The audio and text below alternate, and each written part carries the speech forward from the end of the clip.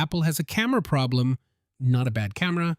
The opposite. The iPhone 17 Pro takes great photos, everyone knows it, but the aperture has been f1.78 since the iPhone 14 Pro. 3 years, same number, same lens, same optical trade-offs. The iPhone 18 Pro changes that. And honestly, that one spec shift might be the most important camera upgrade Apple has made in half a decade. There's also something else going on this year that nobody is talking about clearly, because Apple didn't just build a new Pro, they built something alongside it, and the choice between the two is not what you think. We'll get to that. So this fall, Apple is releasing the iPhone 18 Pro, the iPhone 18 Pro Max, and for the first time ever, a foldable iPhone called the iPhone Ultra. The 18 Pro comes in 6.3-inch and 6.9-inch sizes. Same footprint as before. I've been deep in every credible leak, dummy unit, and supply chain report so far, and what I've landed on is this. The upgrade case for the 18 Pro isn't about what you'll see on first glance. It's about what you'll feel over a full day of use. Longer battery life, a chip architecture with genuine structural changes, and the first physically variable aperture camera in iPhone history. And the iPhone Ultra, Apple's foldable, is not a better Pro. It's a completely different product with real trade-offs. We're going to break all of it down clearly. No hype, start with the chip, because the chip matters more than it usually gets credit for. The iPhone 18 Pro is expected to debut Apple's A20 Pro chip, built on a 2-nanometer manufacturing process. Now, 2-nanometer sounds like marketing, but here's what it actually means. The current A19 chip is built on a 3-nanometer process. 2-nanometer is a long-awaited step down in node size, and the chips are expected to deliver performance and efficiency improvements that translate directly into battery life without compromising on speed. So you get faster and you get longer at the same time. That's not always how it goes.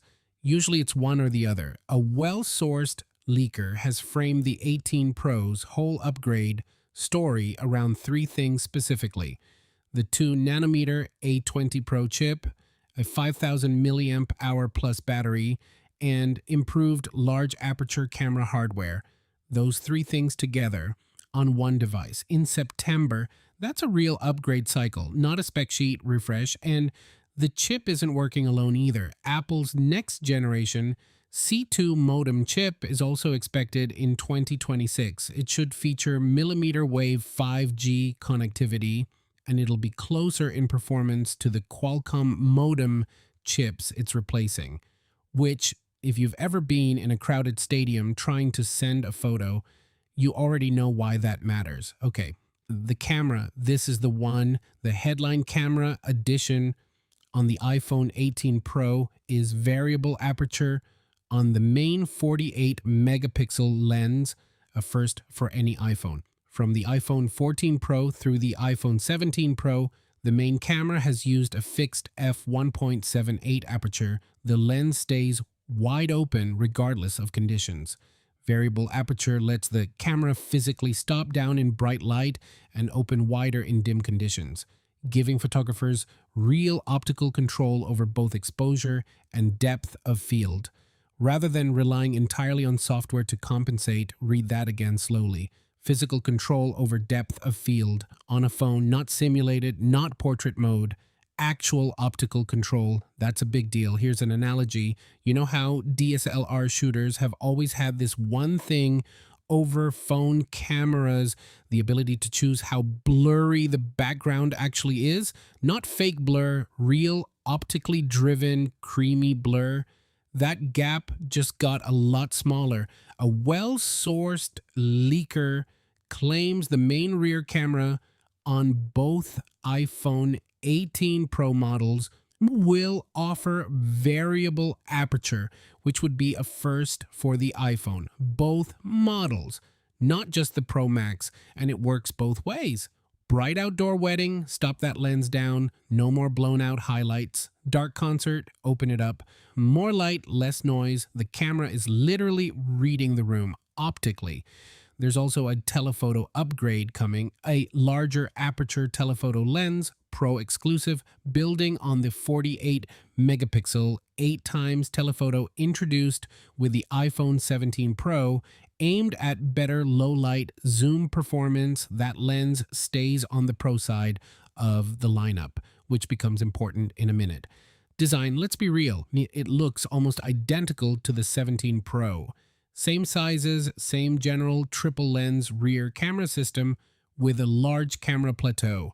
But there are three things worth talking about. One, the dynamic island is getting smaller. Face ID's flood illuminator is being moved under the screen, paving the way for a smaller pill cutout. Not full under display Face ID, just smaller, but cleaner. The size could be reduced by as much as 40%. 40%.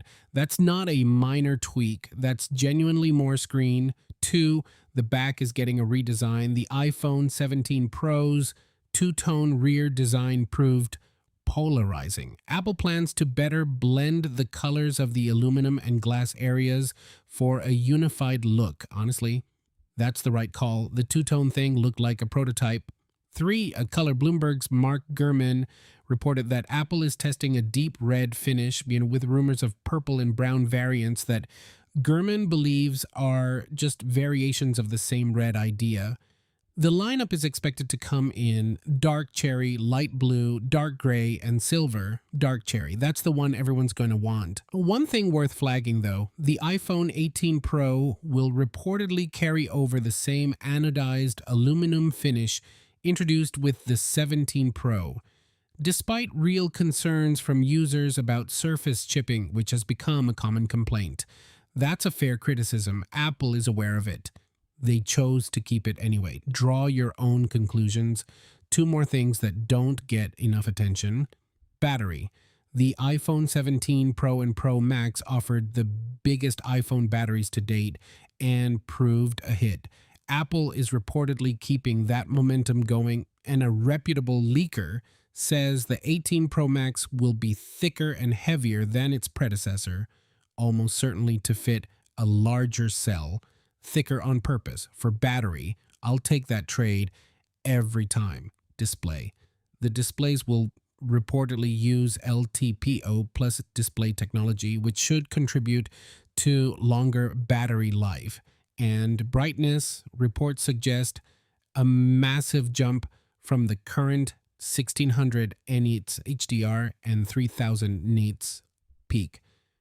According to a leaker, Chinese supplier BOE has revealed that Apple is targeting unprecedentedly high brightness requirements for the display. Unprecedentedly high, that's the actual phrase used. If accurate, that screen is going to be genuinely ridiculous outdoors. Now, here's the conversation that actually matters. Because this fall, you're not just choosing which Pro to buy, you're choosing whether to buy a Pro at all. The iPhone Ultra is Apple's first ever foldable model, a radically different form factor with an outer display that's shorter and wider than a traditional iPhone, and an inner display that resembles an iPad mini.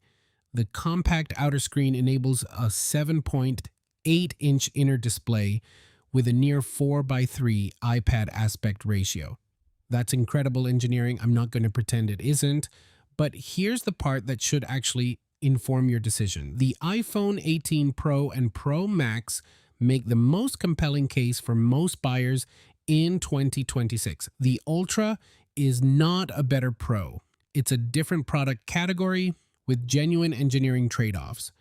And it makes sense only if the folding display is the specific thing you're buying. Three things specifically.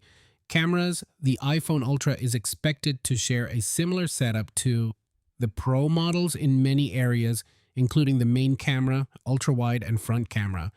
But a telephoto camera may be excluded. No telephoto. On a $1,500 plus phone, that's a real loss. Cooling, 2 rear cameras on the Ultra versus 3 on the Pro models, and reports suggest the Ultra may lack a vapor chamber cooling system, meaning the same chip could run hotter under sustained load. And MagSafe, the Ultra model, is expected to be 11 millimeters thick when closed and reportedly lacks MagSafe support, no MagSafe on a flagship iPhone in 2026. Look, the Ultra is going to be one of the most exciting things Apple has ever made. I genuinely believe that, but exciting and right for you are two different things. If you shoot video, if you use your phone professionally, if your accessories are all MagSafe, the iPhone 18 Pro is the answer. So here's where I land. The iPhone 18 Pro, and especially the Pro Max, is shaping up to be the most consequential Pro upgrade in several years. Not because of one feature, because of three that compound on each other: a chip that's faster and more efficient at the same time, a battery that's genuinely larger, and a camera that finally does something physically different. Variable aperture, 2 nanometer A20 Pro, LTPO plus display, larger telephoto. This is the upgrade story that actually matters for day-to-day use, and it's unusually coherent for a rumor cycle at this stage. Who should wait for the Ultra? If you want Apple's first foldable experience, if the form factor excites you more than the specs, if you don't rely on telephoto, and if you're okay with first generation anything, go for it, genuinely. But if you want the best iPhone Apple makes, full stop. The Pro is still the Pro. Now, there's one thing I haven't fully figured out yet: the pricing. Because if the Ultra lands at $1,800 or above, and the 18 Pro Max sits at its usual $1,199, the decision becomes almost philosophical. You're not choosing specs, you're choosing what kind of phone person you are. And I'm curious, where are you landing? Drop it in the comments, because I'm testing both of these the second they're in my hands. And that video is going to be very different from this one.